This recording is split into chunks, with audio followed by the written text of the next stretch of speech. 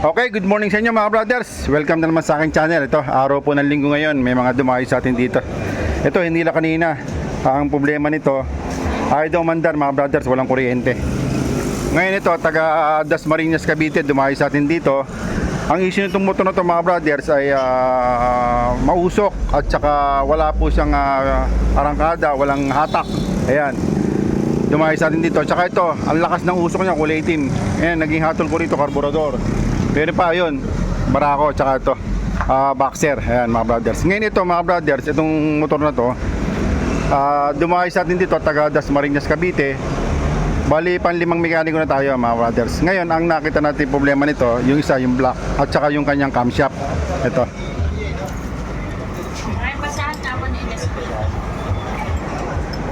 Ito po kasing camshaft nito mga brothers, hindi ko napapansin nung gumawa. Meron po kasi nakalagay na kuntil dito sa harapan nito. Yung pinaka-stopper nitong kanyang camshaft sprocket. Yan. Hindi po pwedeng ganito lang yan mga brothers. Hindi pwedeng ganyan lang yan.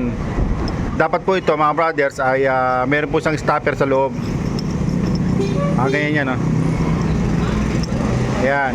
Kaya ang nangyayari po rito mga brothers, kahit nahigpitan ninyo ng tornilyo, ay yung kanyang kadena ay kumakalas. Kasi kumakalas daw yung kanyang timing chain dito mga brothers. Kaya po yung kanyang cylinder ay nagkakaproblema. Ito, inayos na natin, pinalitan natin ng camshaft. Meron pa pinaka-stopper yan. Tsaka itong camshaft sprocket, meron pong nakausling kuntil yan mga brothers. Pinaka-stopper niya rito, yung pinaka-timing niya.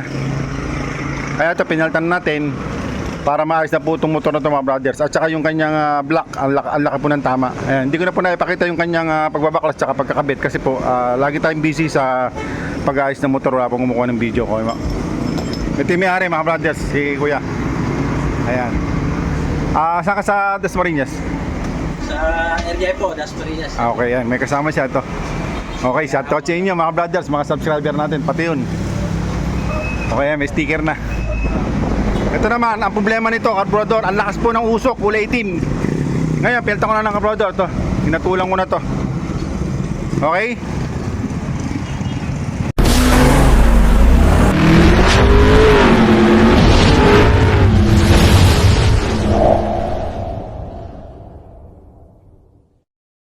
Galing po itong Cavite. Dinala sa atin dito. Nakasakay na po ito sa sasakyan. Ngayon, hindi na natin na mapandar dahil may problema po sa kanyang makina. Ito po ay 4 na beses na raw binaklas, pero hindi pa rin nila mapatino. Kaya po dinala na po sa atin dito sa Mariano Brothers dahil napapanood daw tayo sa YouTube. Ngayon, ang ginawa natin mga brothers, binaklas po natin ito. Ngayon, nung binaklas natin yung kanyang cylinder head mga brothers, yung kanyang camshaft, ang napansin po natin ay putol yung kanyang dulo. Kaya hindi siya mai-timing na maayos. Kasi ang issue rin itong problema rin itong motor na to, yung kanyang timing chain ay tumatalon. Kaya ang ginawa natin, nung binaklas natin mga brothers, ito yung kanyang camshaft, putol po yung dulo. Yung kabitan po ng camshaft sprocket ay tanggal. At nung tinanggal namin mga brothers, ito, kung mapapansin po ninyo yung kanyang camshaft, maayos naman po. Wala siyang damage. Pero yung kanyang rocker arm, ayan o.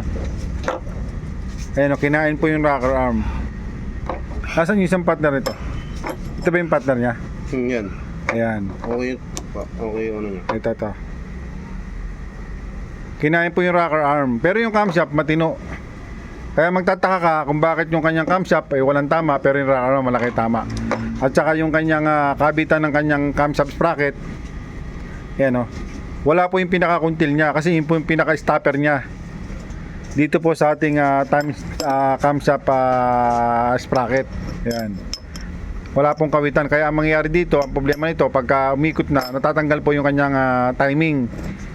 Ayan, kaya binaklas po natin mga brothers. Ito po, dumayo sa atin dito, galing po itong Cavite. Kaya ito, ang ginawa natin, pinalitan na po natin ng camshaft at saka po ng rocker arm. Dinamay na rin natin yung kanyang camshaft sprocket kasi po yung kanyang camshaft sprocket ay napudpud na po yung pinaka stopper niya. Ayan mga brothers, ito yung bago.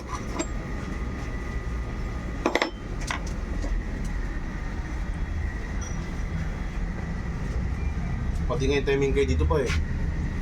Lumuhod na rin ang butas eh. Ah. Yung timing gate dito.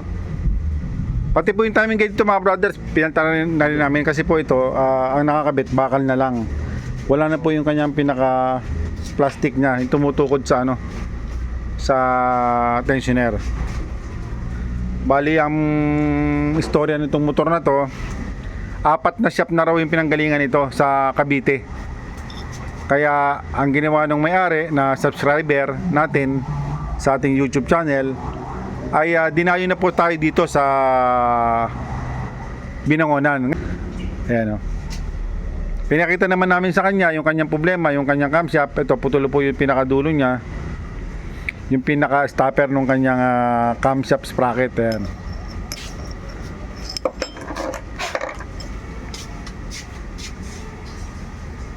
Ito lang po problema ito mga brothers.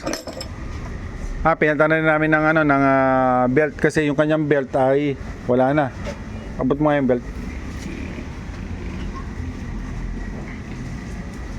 Ito yung dati niyang belt oh. Kamali pa ako.